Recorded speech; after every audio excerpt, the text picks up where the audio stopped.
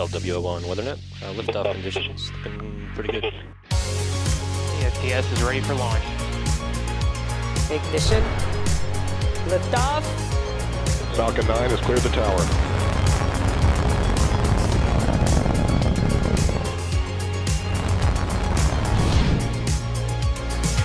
Ten, 9, 8, Side booster ignition. 6, 5, 4, 3, 2, 1.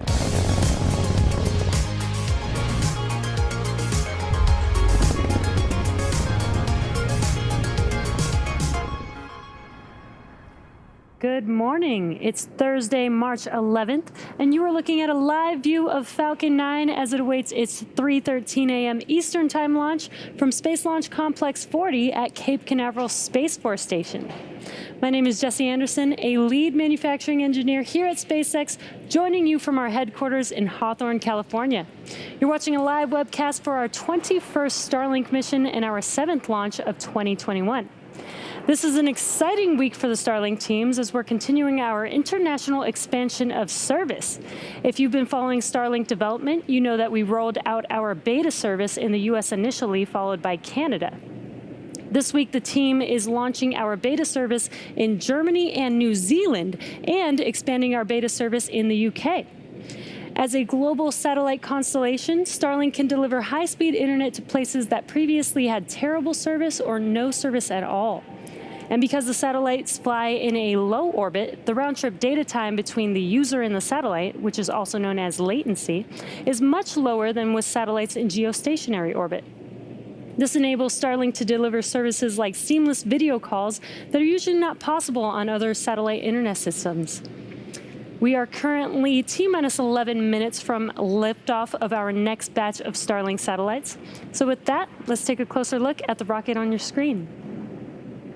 Hi, I'm Ian McCullough, a sourcing manager here at SpaceX. You're looking at a live view of Falcon 9 on the pad.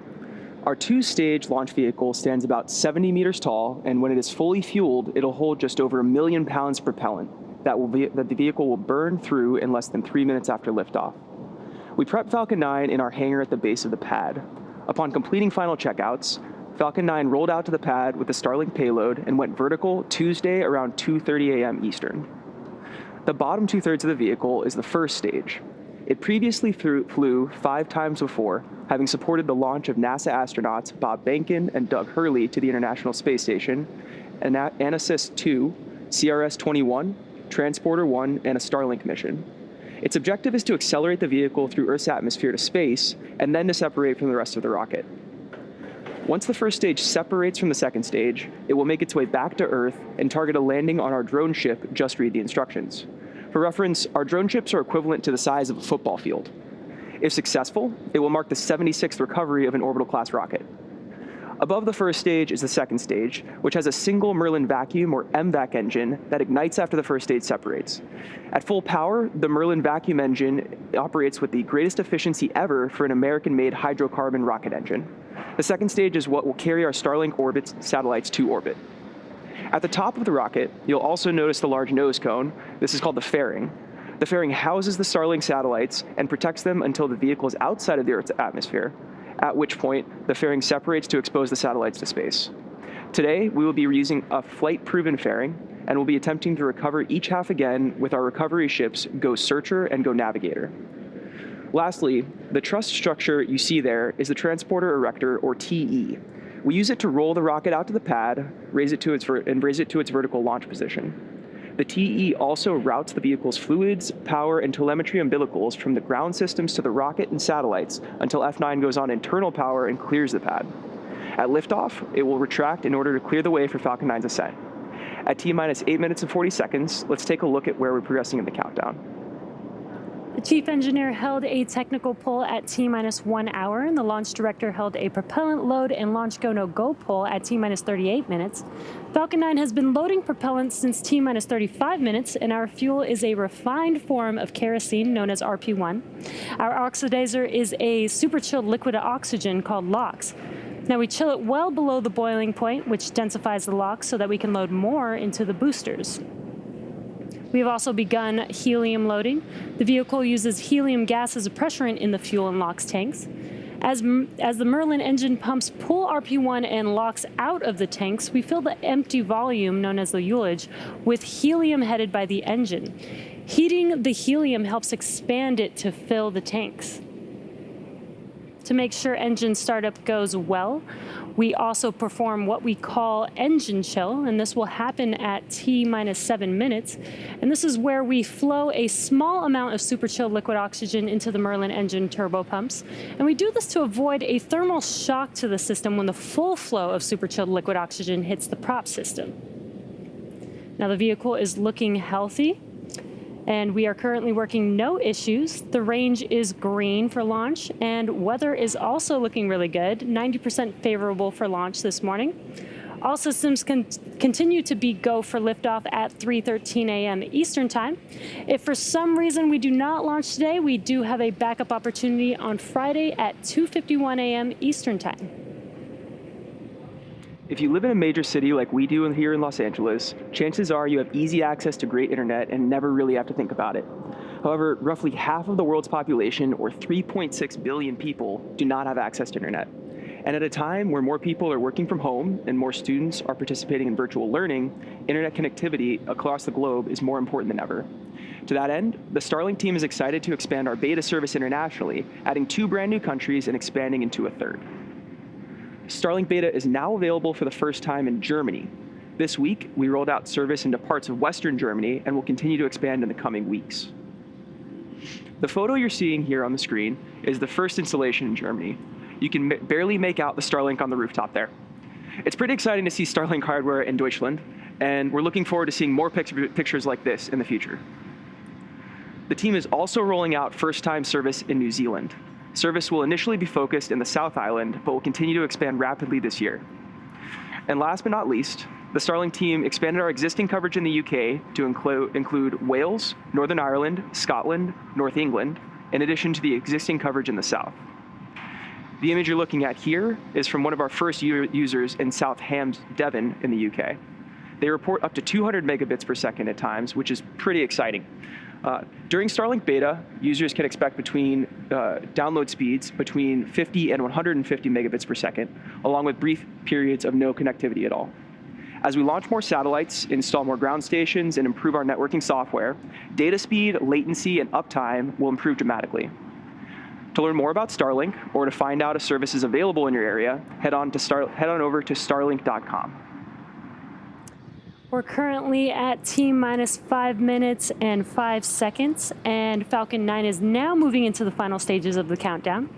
We're currently waiting for the transporter erector, the TE, to retract, and that's that white painted structure right behind the vehicle. What you're seeing on your screen is right behind that fairing payload. First, the TE clamps will start to open, and then the transporter erector will begin to retract away from the rocket slightly. And at T0, hydraulics will pull the TE further away from Falcon 9 as it lifts off. Now, the TE provides liquids, gases, electrical connections to the second stage, as well as air conditioning to the payload fairing. And what we'll see first is those clamps open up slowly. And once those clamps finish opening up, the TE will start to retract back. Strong back retract in progress. And you heard that call out and can see the clamps moving.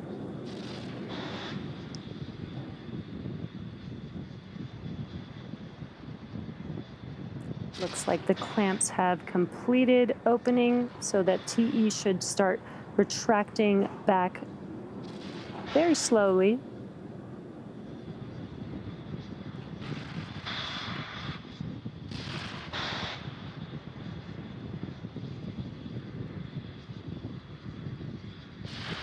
And it's very, very slight, but you can see the TE just slightly leaning back away from Falcon 9.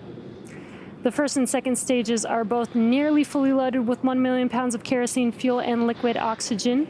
Super chilled liquid oxygen is our propellant oxidizer, and that's what's creating those white clouds that you're seeing on your screen around Falcon 9. And that's because the warm, humid ambient air causes the liquid oxygen to turn into gas. First stage should finish prop loading at T-3 minutes in a few seconds here, and second stage will finish at T-2 minutes.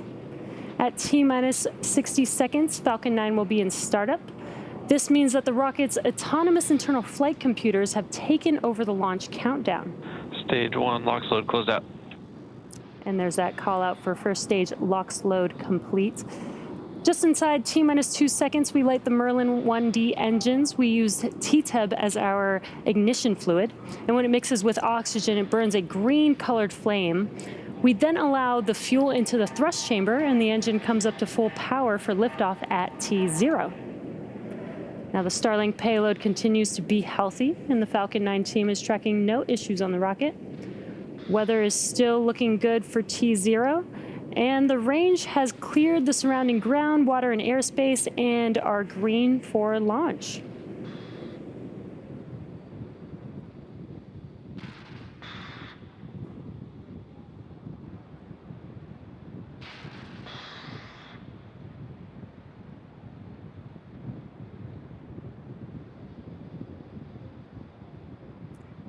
LOX loading should be... LOX load closed out.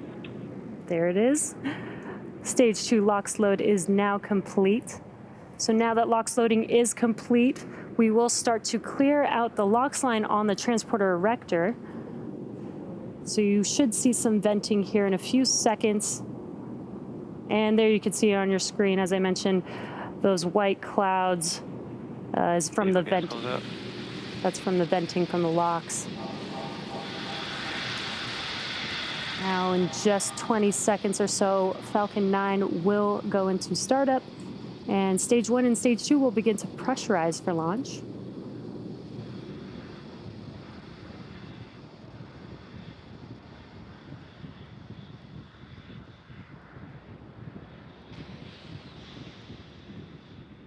Falcon 9's in startup.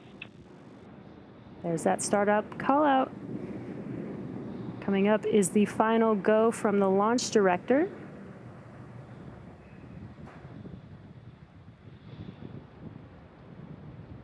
Stage 2 is pressing for flight. Falcon 9 Starlink LDs go for launch. And there is that call out that we are go for launch. So all systems are 30 seconds. All systems are go for launch. Let's listen into the terminal count and watch as Falcon 9 takes our stack of Starlink satellites into space.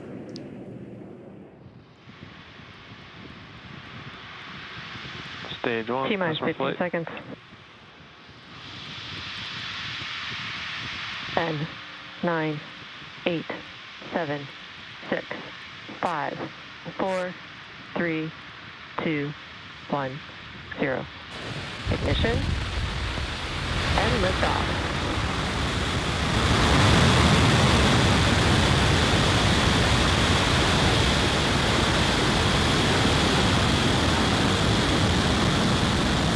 Stage 1 propulsion Vehicle nominal. is pitching downrange.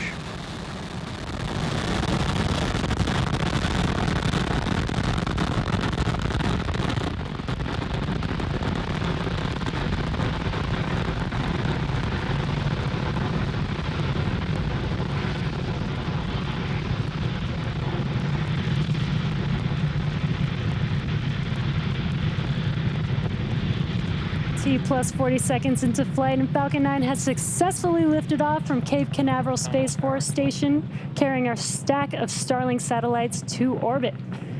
We're now throttling down our engines in preparation for max Q, which is maximum aerodynamic pressure.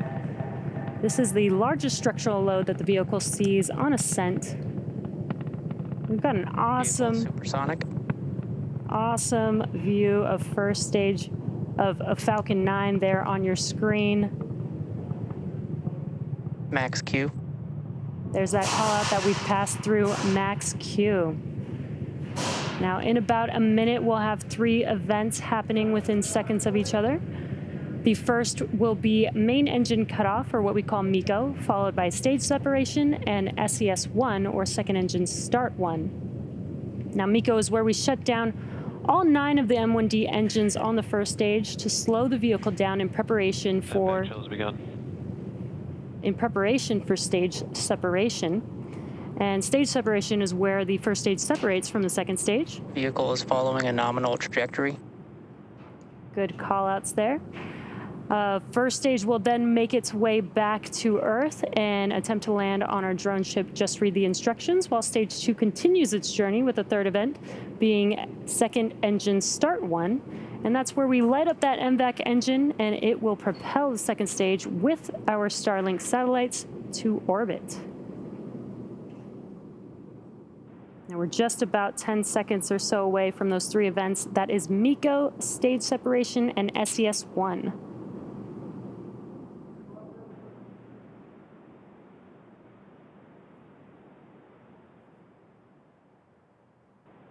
MECO. Stage separation confirmed.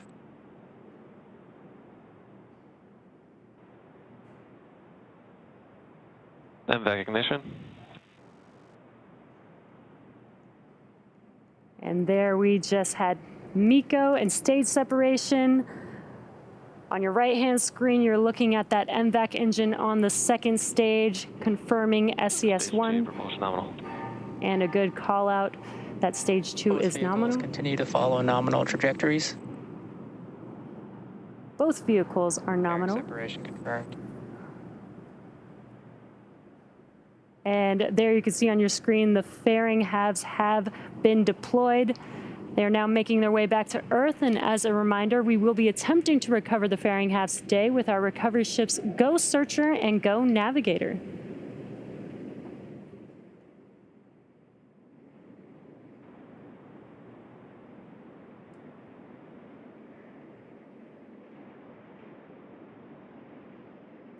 All right, as stage 2 heads towards its targeted drop-off orbit, stage 1 will execute 2 burns in order to make its way back to Earth.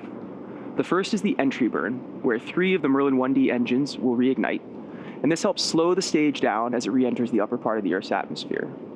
The second burn is the landing burn, and this is a single engine burn that brings the vehicle speed down rapidly in order to land on the drone ship. We're about T plus 4 minutes into flight, and if you're just catching up with us, we had a successful launch of Falcon 9 from Cape Canaveral, Space Launch Complex 40. If you're looking at a live view of the Falcon 9 Stage 2 as it delivers our Starlink payload to orbit.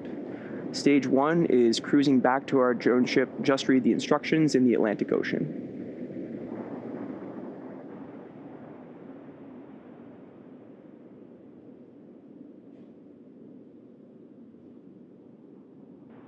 Now we'll continue to watch Stage 2 here on a nominal ascent for a few minutes.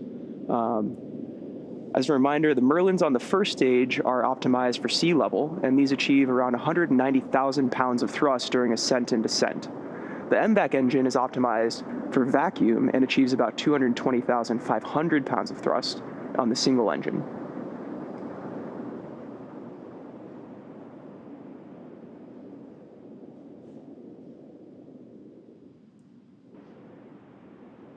The Starlink constellation is in low Earth orbit, or LEO, at around 550 kilometers. Now, most geostationary satellites are at 1,000 kilometers altitude, and these are the general satellites that we see in most other systems. When the satellites are farther from Earth, the round-trip data time between the user and the satellite, also known as latency, is much higher, resulting in poorer performance for activities like video calls and gaming.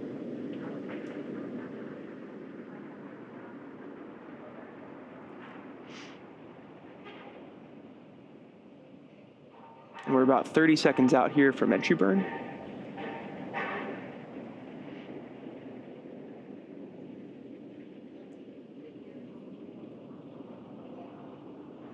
As a reminder, Falcon 9 is equipped with 4 hypersonic grid fins positioned near the top of the first stage on stage 1, using nothing but, that guide it back during its re-entry to the ground.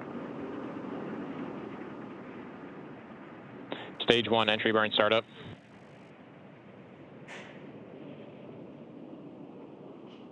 And there we go, we have entry burn start.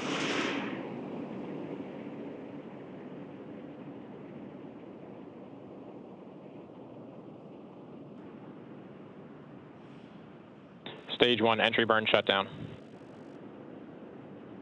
Beautiful, and entry burn cutoff. Stage 1 is going to continue its descent to our drone ship. Just read the instructions.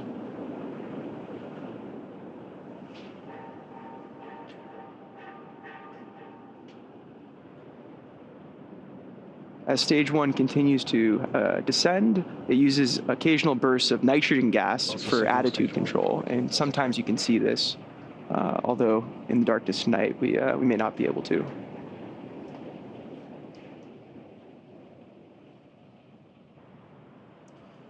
To land, the Falcon 9 first stage is also equipped with 4 landing legs made of state-of-the-art carbon fiber and aluminum honeycomb. These are placed symmetrically around the base of the rocket and deployed just prior to landing. After first stage landing, Stage 2 has a coast phase, then a short burn, and then another coast phase before deploying the satellites. We are about 30 seconds out from landing burn.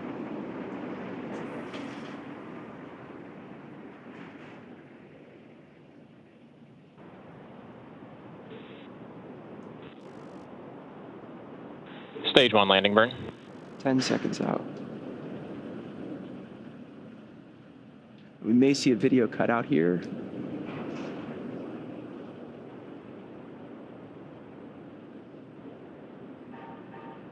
Stage 1 landing leg deploy.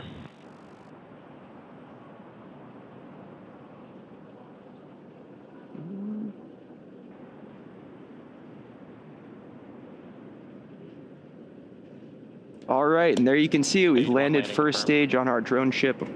Just read the instructions. This marks our 76th recovery of an orbital class rocket and the 6th recovery for this particular booster.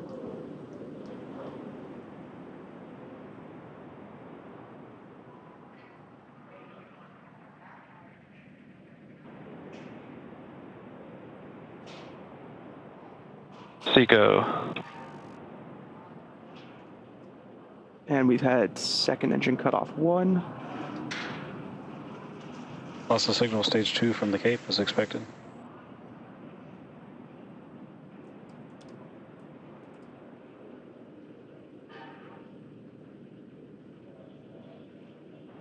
And we confirmed good orbit.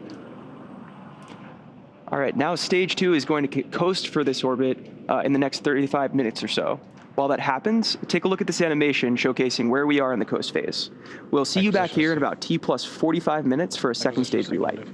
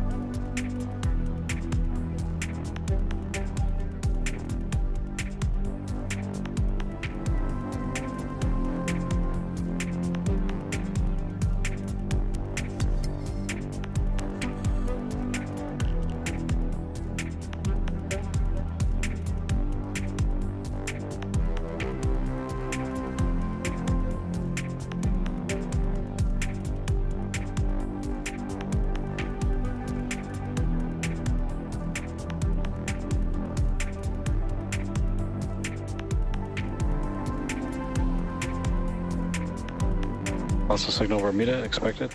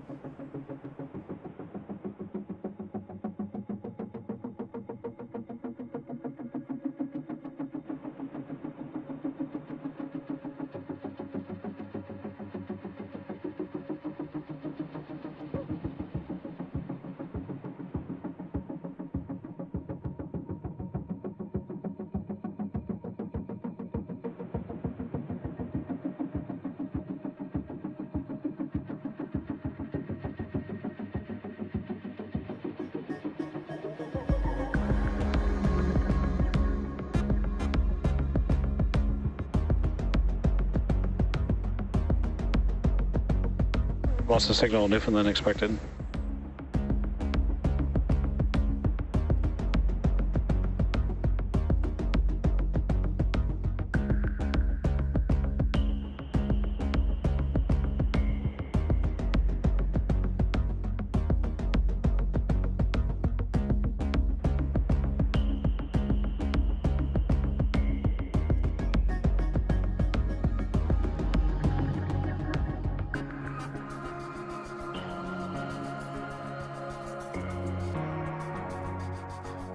Acquisition of signal at Hurley.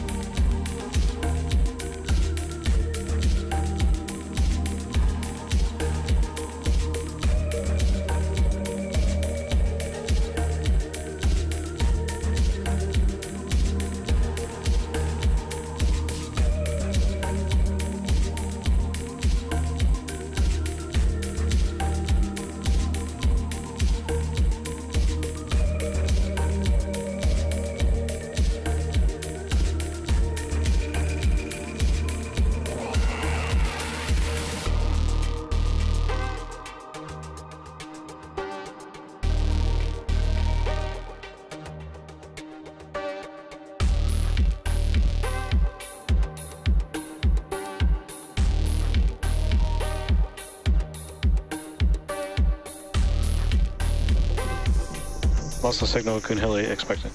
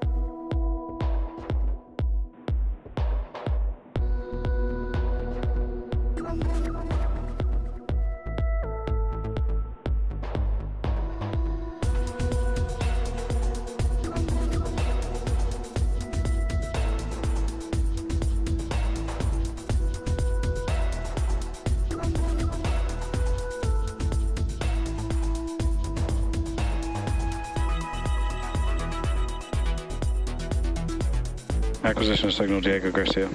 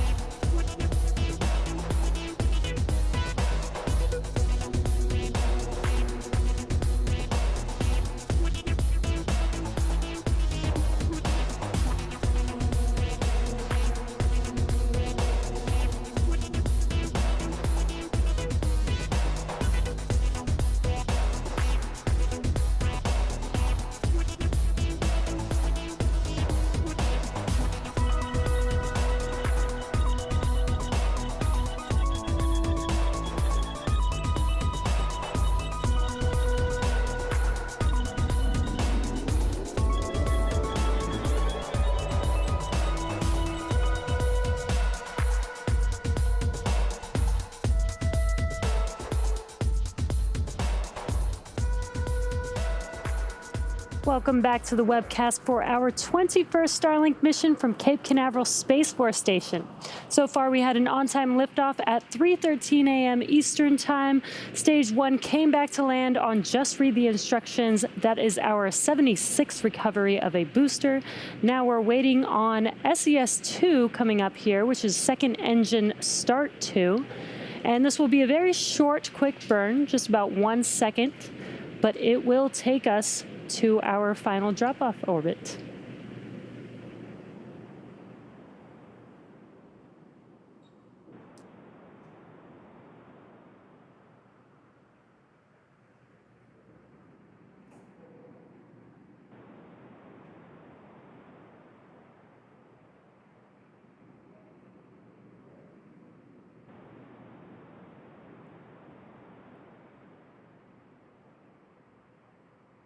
And there you could see it was a very quick burn, but we did have SES-II and SECO-2. We got a call out. Nominal orbit insertion. There we go. Call out for good burn and a call out for good nominal insertion. Again, our Starlink sats will ultimately end up in a LEO or low Earth orbit around 550 kilometers above Earth's surface, which is different than your typical geostationary or GeoSat, which orbits roughly 36,000 kilometers above Earth. We have another 15-minute coast phase before we deploy our next batch of Starlink satellites into orbit. And during this time, the spacecraft will start to spin along its central axis, giving the Starlink satellites the momentum that they need to space themselves out over time after they deploy. While this happens, sit back and enjoy some more Space Jams. We'll see you back here at... Signal, Diego Garcia, expected. We'll see you back here at T+1 hour and 4 minutes.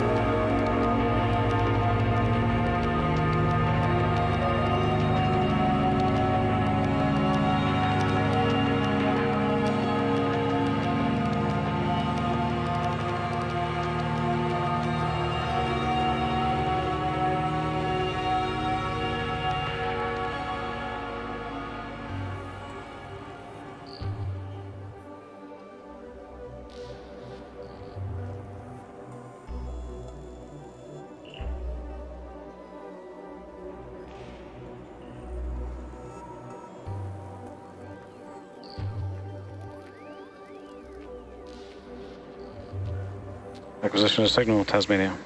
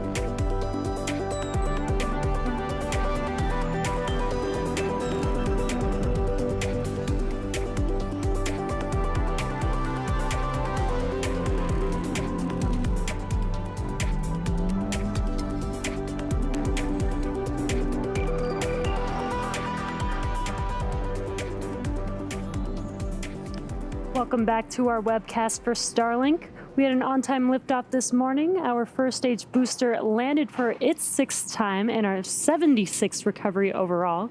Stage 2 completed its 2 burns, and now we are coming up on the deployment of our Starlink satellites. We have a good, nice live view there on your screen, so we should see these deploy here shortly. We've got the sun beaming there in the background.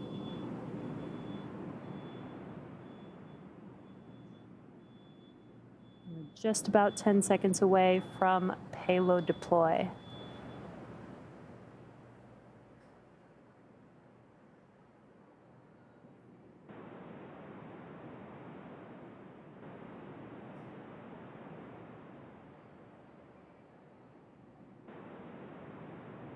Payload deployed. Confirmed.